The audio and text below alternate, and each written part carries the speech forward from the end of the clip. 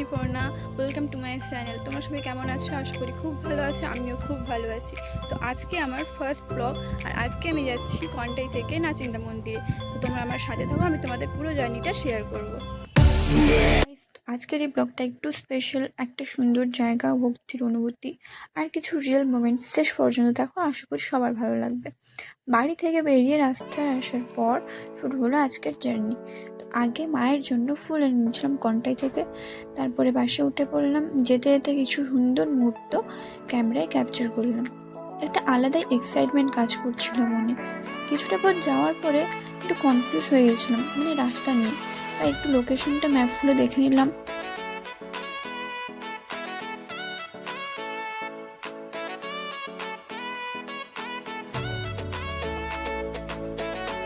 কিছুক্ষণ পর আমরা পৌঁছে গেলাম মন্দিরে। মন্দিরে ঢোকার আগে জুতো খুলে পুকুর ঘাটে গিয়ে পা ধুয়ে নিলাম। একটা শান্ত পরিবেশ, ওখানে মনটা একদম ফ্রেশ হয়ে গেল।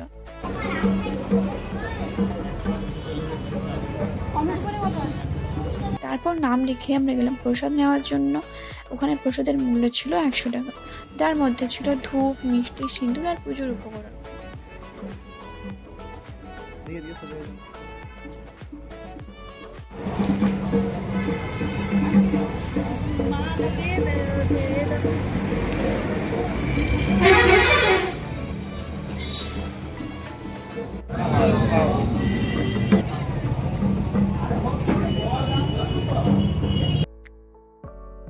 তো সবকিছু নিয়ে আমি মন্দিরে গিয়ে ঠাকুরমশাইকে দিয়ে দিলাম।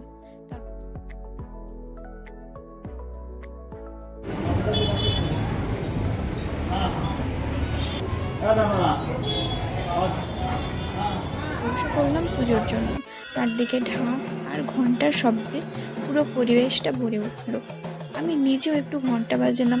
সত্যি বলতে সেই মুহূর্তটা খুবই শান্তি আর ভক্তিতে ভরা ছিল। পুজো শেষ হওয়ার পর আমি মায়ের কাছে প্রণাম করলাম।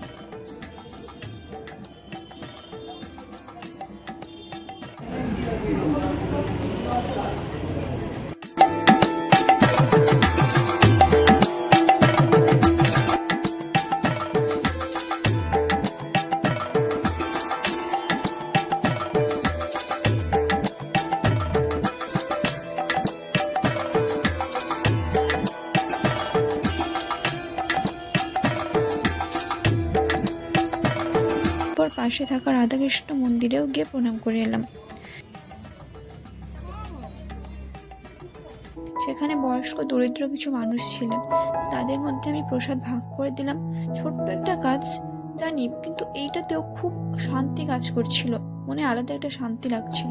তারপর মন্দিরের কিছু সুন্দর মুহূর্ত ক্যামেরায় তুলে নিলাম আর ধীরে ধীরে ওখান থেকে বেরিয়ে এলাম। তো বাড়ি আসার সময় দুপুরবেলা খুব প্রচণ্ড গরম পড়েছিল।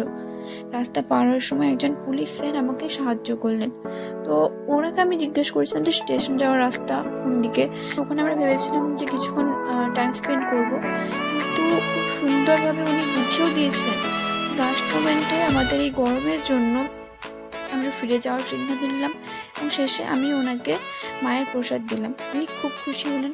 তারপর বাসের জন্য অপেক্ষা করছিলাম। একটা সরকারি বাসও পেয়ে গেলাম, কিন্তু ওখানে এত ভিড় ছিল যে পুরো রাস্তা দাঁড়িয়ে দাঁড়িয়ে আসতে হয়েছে। এই গরমে আমাদের অবস্থা খুবই খারাপ হয়ে গিয়েছিল। শেষে একটু ফ্রেশ হওয়ার জন্য একটা আইসক্রিম খেলাম।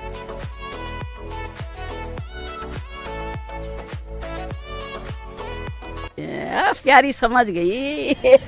আর সোজা বাড়ির পথে রওনা দিলাম। সো গাইজ, আজকের আমার এই ব্লগ এই পর্যন্ত। আশা করি তোমাদের ভালো লেগেছে। এভাবেই পাশে থেকো, লাইক শেয়ার করে দাও, অ্যান্ড নতুন নতুন ব্লগ দেখার জন্য চ্যানেলটা সাবস্ক্রাইব করে রেখো।